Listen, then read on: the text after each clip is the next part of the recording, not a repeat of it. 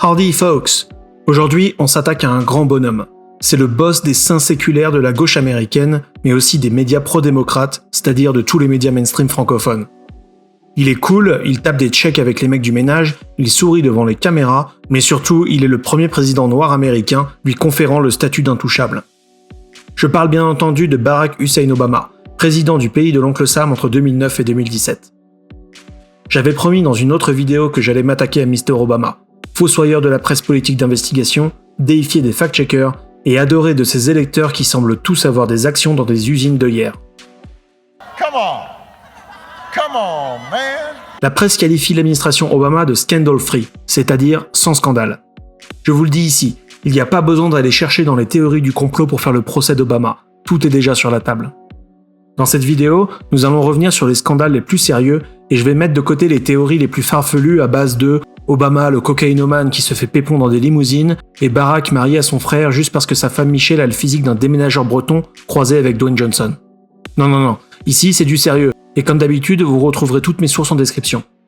Vous êtes sur The American Dream et regardez Trigger Warning, l'émission d'opinion de la chaîne. Avant de commencer, sachez que vous pourrez trouver un lien en description vers la chaîne The American Dream sur Odyssey. Toutes ces vidéos Trigger Warning se font démonétiser, donc si vous voulez soutenir la chaîne, retrouvez ce contenu acide sur Odyssey qui récompense toutes les vues et pas seulement celles qui ne dérangent pas Google. Allez, c'est parti. It's very hard to set the Barack Obama standard. In my mind, he's like Dwight Eisenhower. He's almost unimpeachable. He is governed with such honesty and integrity. And he's not only leaving with that 60% we keep talking, but a growing reputation. And the legacy of having 8 scandal-free years is going to look larger and larger in history. A 55-year-old, two-term president leave an office scandal-free.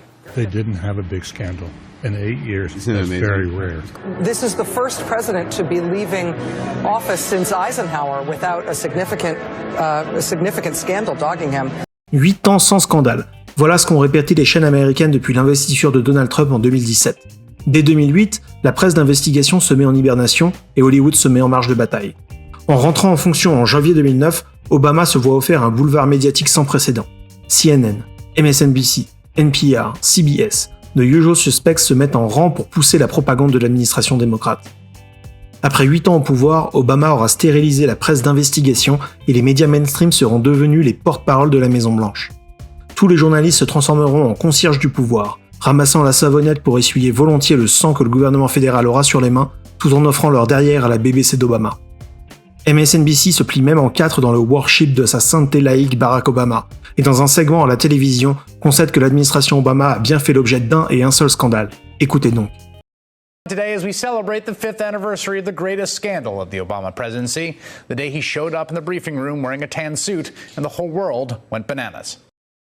Le costume brun, faute de goût, même aux États-Unis. Le seul scandale de l'administration Obama serait donc un fashion faux pas ? Bien sûr que non, et pour commencer, je voudrais vous parler de Fast and Furious.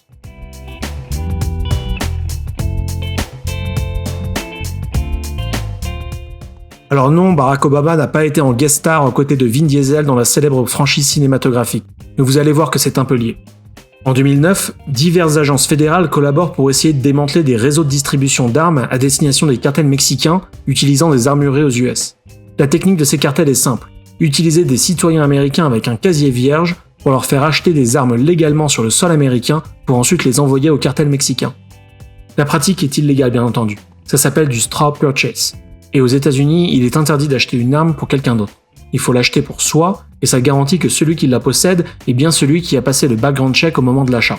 Bref, l'ATF, DEA, FBI et toutes les lettres de l'alphabet connaissent bien la technique, et en ont assez d'arrêter des petits dealers. Ils veulent du gros, ils veulent laisser le petit acheteur faire leur straw purchase pour ensuite traquer les armes jusqu'au gros poisson. Bien entendu, comme tout ce que tente de faire le gouvernement fédéral, ça capote, et un agent des douanes américain est abattu par un cartel. Bien entendu, vous voyez le problème venir.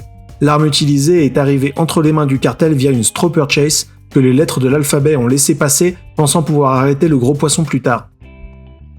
À ce moment-là, l'affaire devient publique, et on apprend que cette petite opération Fast and Furious a permis de donner 2000 armes au cartel, dont 179 ont été retrouvées dans des crimes commis au Mexique et 130 commis sur le sol américain.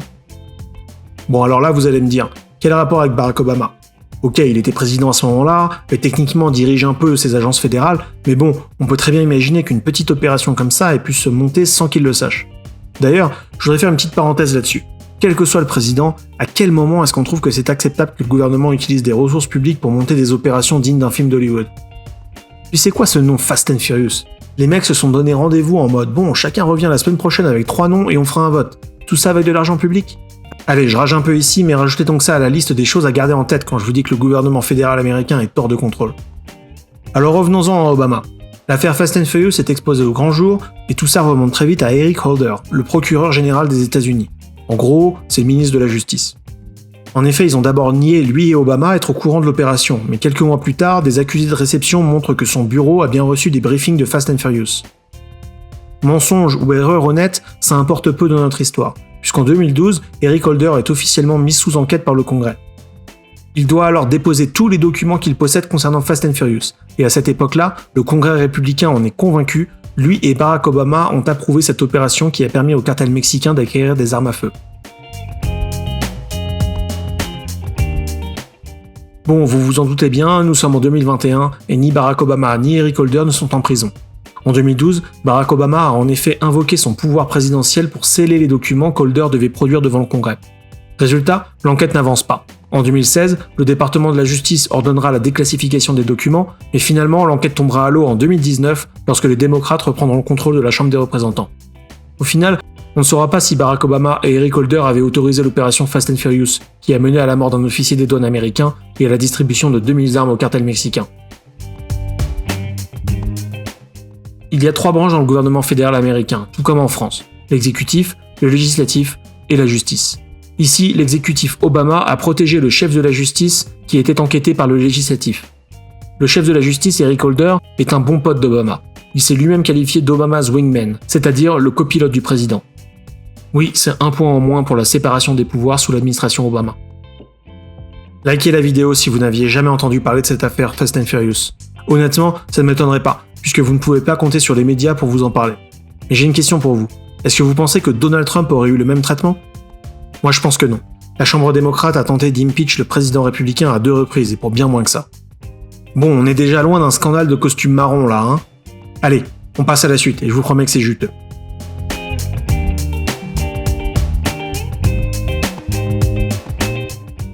En 2012, la Libye est encore tendue après l'intervention militaire de 2011. Si vous avez vu le film 13 Hours de Michael Bay, vous savez ce qui s'est passé à Benghazi le 11 septembre 2012.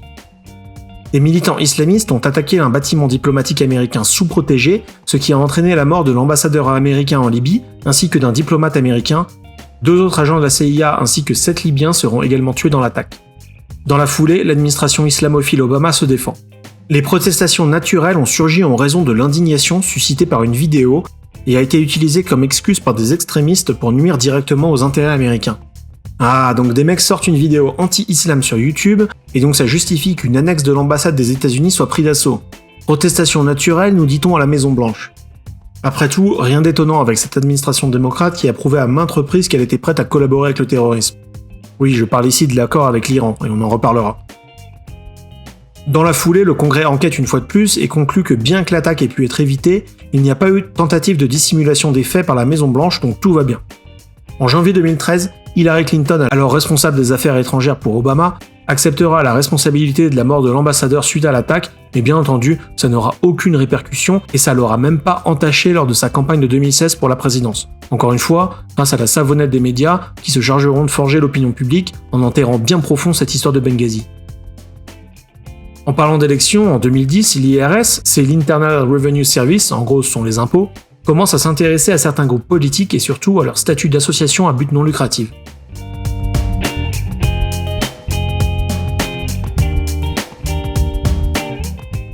Vous voyez, aux États-Unis, une association à but non lucratif ne paye pas d'impôts et n'est pas obligée de déclarer la source détaillée de ses revenus sur son bilan. C'est plutôt pratique pour certaines organisations politiques un peu sensibles pour accepter des dons sans avoir à lister les donneurs. Imaginez que vous soyez un acteur anti-avortement à Hollywood, vous aimeriez peut-être donner à une association pro-life, mais aimeriez éviter que vos voisins tueurs d'enfants intolérants ne viennent vous embêter par la suite. Dans ce cas-là, l'anonymat est plutôt cool. Bref, en 2010, la branche qui collecte les impôts du gouvernement fédéral commence à scruter des organisations politiques afin de vérifier leur statut d'association à but non lucratif. Bien entendu, les cibles ne sont pas choisies au hasard. On retrouve dans les consignes de scruter en priorité les associations contenant le nom de Tea Party, Patriote, Israël, Progressive, et plus généralement toutes les associations qui prônent l'éducation de la Constitution. Oh, nous y sommes. L'administration Obama au pouvoir qui regarde les comptes d'associations principalement conservatrices dans le but de leur retirer leur statut d'association à but non lucratif, mais surtout pour les forcer à révéler le nom de leur donneur. Comme pour l'affaire de Fast and Furious, le Congrès mène l'enquête. En 2015, le comité de finances du Sénat publie un rapport de 7900 pages. Oui, 7900 pages, imaginez l'épaisseur du bazar. Dans le rapport, les républicains disent que l'IRS a bien utilisé son pouvoir pour surveiller les organisations conservatrices, et les démocrates disent, eux, que c'est pas vrai parce qu'il y avait dans le lot des organisations démocrates. En 2015, le FBI d'Obama conclut qu'il n'y a rien à voir, et le département de la justice, que l'on sait partisan depuis Fast and Furious, conclut la même chose. En 2017, une fois Trump au pouvoir, l'IRS s'excusera publiquement d'avoir ciblé les organisations conservatrices. Les tendances à utiliser le pouvoir du gouvernement fédéral pour aider les démocrates ne se sont cependant pas arrêtées avec l'IRS.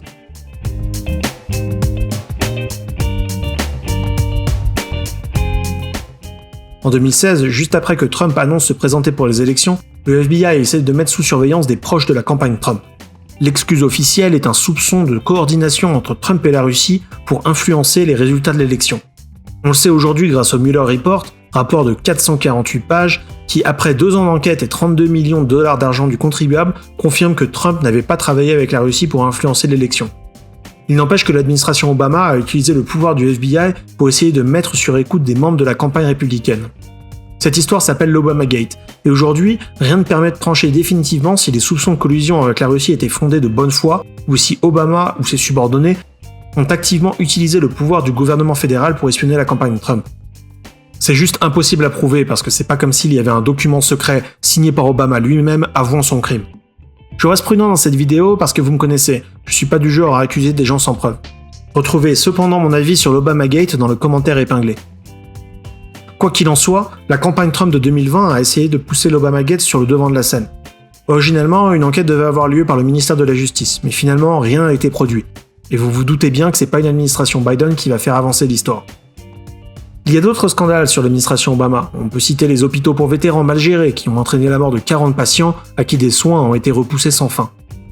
Ça montre d'ailleurs ce qui se passe lorsque le gouvernement fédéral s'occupe de la médecine. Oui, je parle à vous les apprentis communistes avec votre Medicare for All. L'administration Trump a ensuite fourni d'importants efforts pour améliorer les structures médicales pour les vétérans.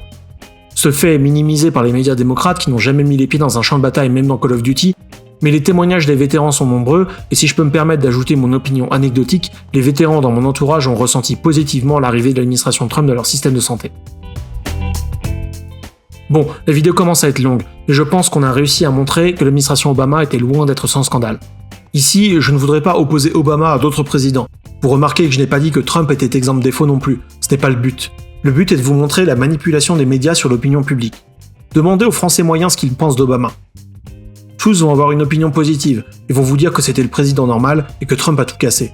Aucune mention de Benghazi, de Fast and Furious, d'hôpitaux pour vétérans ou de magouille avec l'Iran.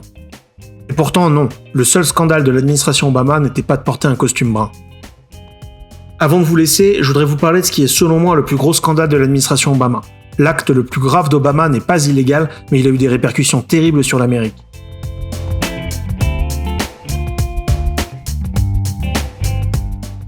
Je parle bien entendu de la réussite de son administration à réenflammer les tensions raciales aux États-Unis. Selon un sondage Rasmussen fin 2014, 42% des Américains trouvent qu'Obama n'a pas amélioré les tensions raciales. 18 mois plus tard, toujours selon Rasmussen, ils sont 60% à penser qu'Obama n'a pas amélioré les tensions raciales. Et pour cause, Obama a été l'architecte de la dernière transformation du Parti démocrate en date. Avant 1964, les démocrates étaient d'abord dans le business de l'esclavage et ensuite de la ségrégation. Ça, on l'a déjà vu dans notre vidéo sur l'esclavage. Après 1964, Kennedy et ensuite Johnson ont opéré la transformation du Parti démocrate de l'entretien d'une lutte des races à l'entretien d'une lutte des classes. Ce faisant, ils ont petit à petit récupéré le vote noir en promettant des chèques et des subventions, et aussi en promettant de combattre le nouvel ennemi qui est la classe supérieure et l'élite politique. Lors de sa campagne de 2012, Obama est en difficulté. L'Amérique ne va pas bien 4 ans après la crise des subprimes, et Obama remporte l'élection pour un deuxième mandat avec 3,5 millions de voix en moins qu'en 2008. c'est la première fois qu'un candidat à la présidentielle aux États-Unis faisait un score plus faible lors de sa réélection. Le Parti démocrate doit alors changer s'il veut recapter le vote perdu. Autour de 2015, la gauche américaine subit la même transformation que l'on voit en France.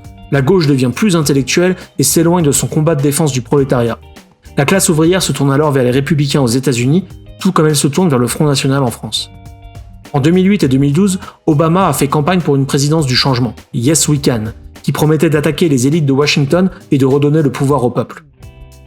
En 2016, surtout après la confirmation qu'Hillary Clinton avait remporté la primaire démocrate, il est évident plus que jamais que le Parti démocrate n'est plus le parti de la classe ouvrière et de la petite Amérique. C'est à ce moment-là qu'Obama utilise son pouvoir de président pour espionner la campagne Trump, et que les médias se mettent en ordre de bataille pour raviver les tensions raciales. Maintenant que le parti républicain de Trump n'est plus attaquable simplement en lui collant l'étiquette négative d'élite de Washington, il faut lui refaire le portrait. Les républicains sont maintenant le parti de l'Amérique blanche, privilégiée, raciste, sexiste et homophobe. On peut faire le procès de Barack Obama sur sa présidence et les échecs désastreux qu'ont été Fast and Furious et l'attaque de Benghazi. Mais ce qui était plus grave à mon sens, c'était de raviver les tensions raciales que l'Amérique avait pris soin de guérir depuis 60 ans, juste pour des fins politiques. Oui, les démocrates sont désormais un parti d'élite politique. Regardez Clinton et Biden. Et non, ils ne sont pas le parti de la minorité ou je ne sais pas quoi. Seulement 4 ans de présidence de Trump ont réussi à abaisser le taux de chômage des Noirs et des Latinos à des niveaux jamais atteints tout en permettant une augmentation des salaires moyens des minorités. A l'inverse, 8 ans d'Obama n'ont offert qu'une croissance molle, et bien plus grave encore, ils ont posé les fondations de la polarisation politique que l'on voit actuellement. Beaucoup disent que c'est Trump qui a ravivé les tensions dans le pays, je ne pense pas. Trump est une réaction naturelle de la majorité silencieuse à Obama et compagnie, qui, étant devenus les cochons dans la ferme des animaux d'Orwell, ont tenté de sceller la position de leur classe au sommet du pouvoir en renforçant les pouvoirs du gouvernement et en s'attaquant aux libertés individuelles. Si la vidéo vous a plu, laissez un like et surtout partagez autour de vous. Inscrivez-vous si c'est pas déjà fait, vous êtes sur The American Dream, God bless America.